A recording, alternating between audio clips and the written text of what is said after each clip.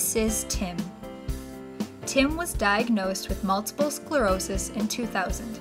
At that time, he worked as a mechanical and computer drafter, designing fans and motors. Tim left the job market in 2007 due to cognitive symptoms at work.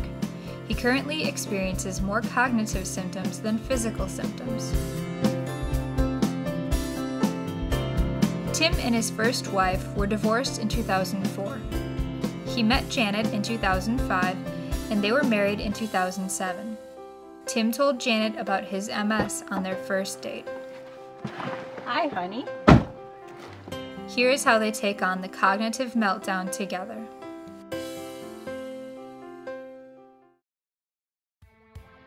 Some people with MS have difficulty remembering daily tasks and appointments, among other things. Tim uses several memory aids to help him remember day-to-day obligations.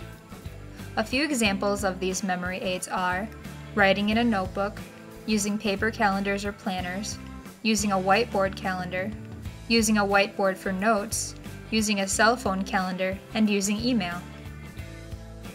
Janet helps Tim use these memory aids when he asks her to, or when she needs him to remember to do something. For example, they fill out Tim's morning to-do list together, they double-check dates and times for appointments and events together, Janet corrects errors that cause changes in lists or schedules to prevent confusion, and Tim and Janet will also email things that they need to remember from their cell phones to their computer emails.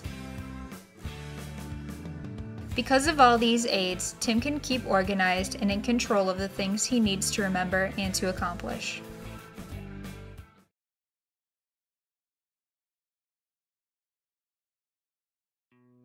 People with MS will sometimes have difficulty retrieving words or phrases from the brain and saying what they want to say. Their words come out incorrectly or not at all, even though they think they said what they wanted to say. Tim will sometimes have difficulty finding and saying the word that he wants to say. He will get stuck for a moment and will sometimes say, "I can't think of the word I want." We got to move stuff in from the truck tomorrow morning into the school for church.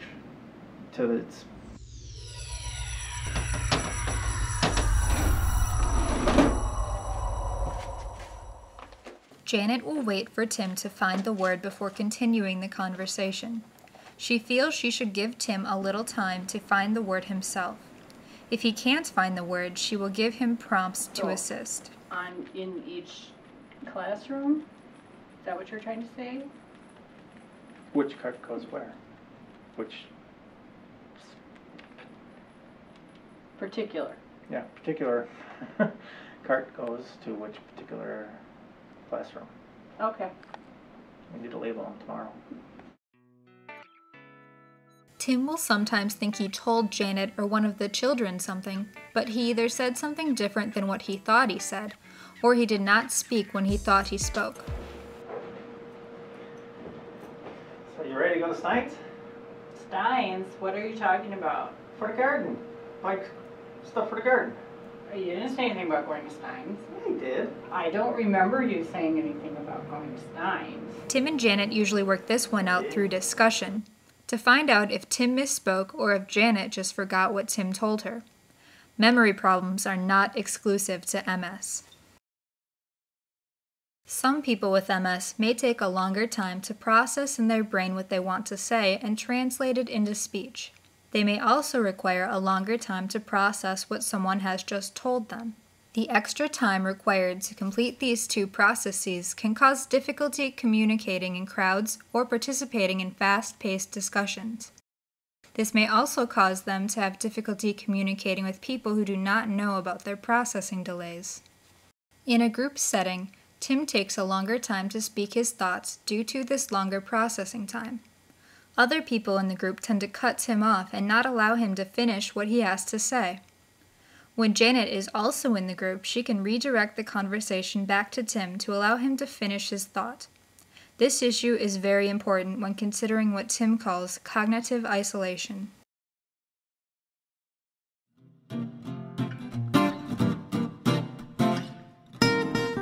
Some individuals with MS want and need to solve problems for themselves in their daily lives, but they often have difficulty organizing their thoughts to allow them to come up with solutions to their problems without frustration and meltdown.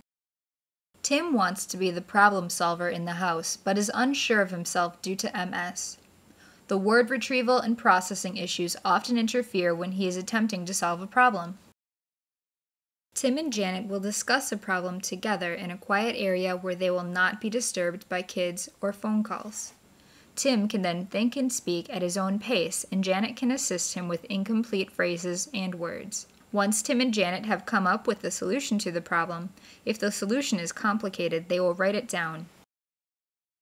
So, I've got this idea in the basement for the brick room. Build that wall across the back. Build 2 double doors in there so you can get stuff in and out. And Hey, Mom. Yeah. So I was just 3 deep in an S10, and well, Austin told me there's a Star Trek going on. Like, there's a lot of episodes. So I'll be in my room. Don't disturb me. However, Okay. if distractions occur during this So you were process, saying. or if Tim and Janet are in a crowded, noisy It's area, gone. this method does not work. They both get distracted, and Tim loses his thought process. okay, I can't think with all these distractions, dear. Let's just go for a ride. Okay.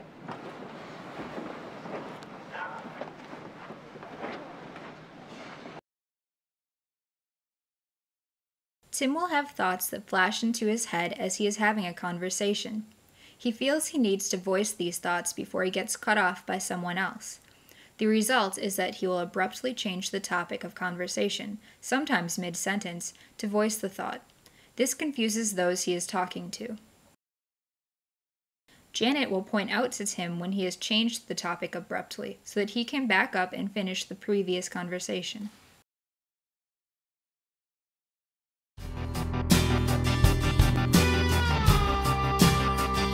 Tim had difficulty getting involved in the community again after quitting his job and going on disability. His situation was further complicated when he moved to a new town and was not familiar with the people or the facilities. Tim spent about 1.5 years isolated at home doing only family-related activities and leisure activities with Janet. Tim calls cognitive isolation the fear of getting involved in organizations, groups, or activities outside the home due to the fear of looking like a failure. Some people with MS who have difficulties with cognitive tasks may avoid participating in community, church, and leisure activities outside their homes that they used to enjoy due to the fear of their inability to keep up with the mental processing requirements of these activities and appearing incompetent to others as a result. Janet has had to know when to encourage Tim to give something a try and when to back off so that Tim could ease his way back into community activities. Becoming involved in the new multiple sclerosis support group was a huge help in getting Tim back into the community. Tim has been able to meet other people with MS who have had problems similar to his. Both Tim and Janet were able to educate themselves more fully about MS, and they have learned a lot about the cognitive issues of MS through their involvement with the support group. Tim is now increasing his involvement in church groups, and is resuming his former hunting activities. He is even doing some of these things without Janet kicking his butt. Tim does continue to be frustrated during group discussions when he is unable to finish what he has to say because other people in the group cut him off. He feels he would rather be isolated than feel ignored and unimportant at these times. Janet feels that if the people in the group are educated on the needs of everyone in the group, including the guy who needs a little extra time to say what he needs to say, this problem might not happen as often.